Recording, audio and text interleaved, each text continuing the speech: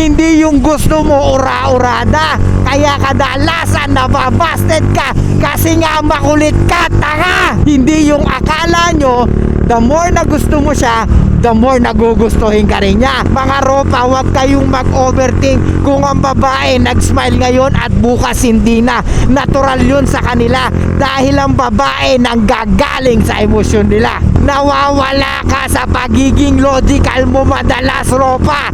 Pag nakakita ka ng sexy mama or sexy na babae, well, yung pagiging comfortable ng isang babae or yung mapipil safe na siya, depende yan sa level ng interest niya sa'yo, ropa. So kung gusto mo ma-breakdown yung wall niya, ano ang dapat nating gawin? Ano mga ropa? Walang iba kundi make them feel. Paano nga ba i-breakdown ang wall ng mga kababaihan, mga ropa?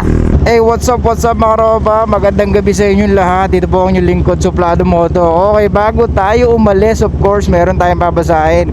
Isa sa mga comments sa comment section natin. So matagal na to, hindi ko alam kung nagawan ko na to ng content, pero gagawin pa rin natin ngayon. Ito yung tanong niya: Ropa, gawa ka ng video how to break down yung mga walls ng babae.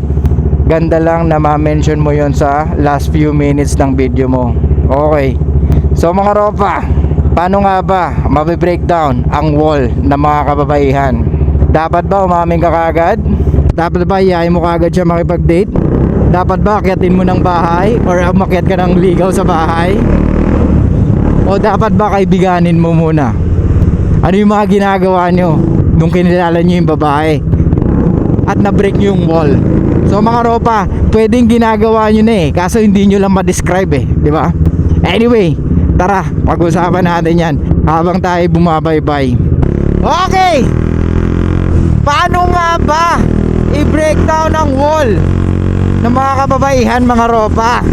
Ano yung sinabi ko dati sa inyo? Kailan pumapayag makipag-date ang mga babae? Or kailan natin mapapao ang mga babae? Dahil ba good looking tayo? Dahil ba yun yung may kotse na tayo? Dahil ba yun yung marami na tayong pera? Hindi mga ropa, kahit gwapo ka, good looking ka, may pera ka, may kotse ka, hindi ibig sabihin nun sasama na siya. Gets? So kung gusto mo ma-breakdown yung wall niya, ano ang dapat nating gawin?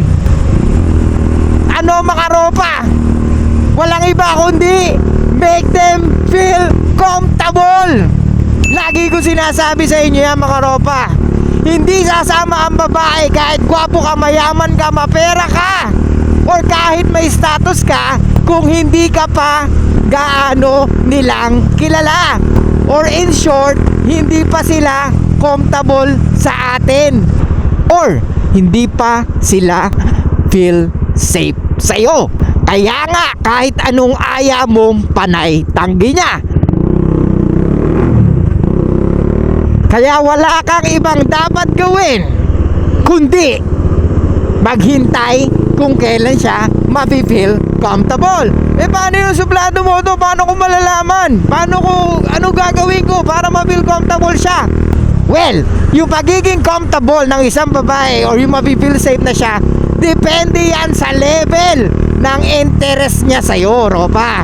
Kaya nga huwag kayong mag-aksaya ng panahon sa babae na ayaw naman sa inyo.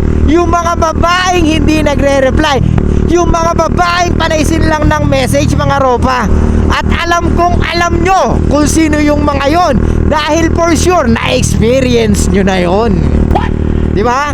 Kayo yung makukulit or tayo yung nangungulit sa kanila. Kasi nga gusto natin silang i-pursue, gusto natin silang makilala, gusto natin silang ilabas, kasi gusto natin sila. Kaso ang hirap sa atin, gusto agad natin. Hindi tayo naghihintay kasi sa sobrang ganda niya, sobrang hot niya, na-mesmerize ka, nawawala ka sa pagiging logical mo madalas, ropa. Pag nakakita ka ng sexy mama or sexy na babae o yung hot na babae, lalo na nung nagtanong ka sa kanya at nag-reply siya or kinausap ka niya, hindi mo alam na ganun pala siya sa lahat ng nakakausap niya. So akala mo type ka niya, Marami sa inyo nag-message sa akin, nagdi-DM sa akin, especially yung mga nag-aaral pa. Mga ropa, huwag kayong mag-overthink kung ang babae nag-smile ngayon at bukas hindi na. Natural yun sa kanila dahil ang babae nanggagaling sa emosyon nila. Bars. Kaya mga ropa, uulitin ko, huwag yung pilitin ang mga babaeng hindi nagre-reply sa inyo. Kasi mas feel comfortable sila pag hindi ka nangungulit, tropa. Pag hindi mo tinatantad ng message or hindi ka nagdo-double message. Maliwanag ba? So paano nga suplado mo to? Paano ko malalaman pag comfortable na siya? Uulitin ko, depende sa level ng interest niya sa'yo. The more na mas mataas ang interest niya, the more na mas easy ma-feel comfortable siya. Or tutulungan ka pa niya kung paano siya yayain, ropa. Maliwanag ba? Ganon ang babaeng mataas ang interest sa isang lalaki. Hindi yung akala nyo, the more na gusto mo siya, the more nagugustuhin ka rin niya. The more na ipapakita mo na gusto mo siya, mas magugustuhan ka niya. Hindi ganon, ropa, at hindi mangyayari yon dahil hindi ganon mag-operate ang emosyon ng mga EA. Maliwanag ba? Ang kailangan mo maging patience ka, hindi yung gusto mo ura-urada. Kaya kadalasan nababasted ka kasi nga makulit ka, tanga. So mga ropa, ulitin ko ulit, women needs to feel comfortable. Okay? Kailangan nila ma-feel comfortable, kailangan nila ma-feel safe. Alright? So, ang pinaka the best mong gawin is wag mo siyang kulitin. Pwede mo siyang kausapin, pero wag mo siyang kulitin. Okay? Kaya nga sinabi ko sa inyo, kumausap kayo ng kung sino-sino para makita nyo kung paano ang reaksyon ng mga taong kinakausap nyo. Okay? So yun lang guys, thank you so much. I'll see you guys next time! Show love, peace out, and be fucking mysterious mga ropa.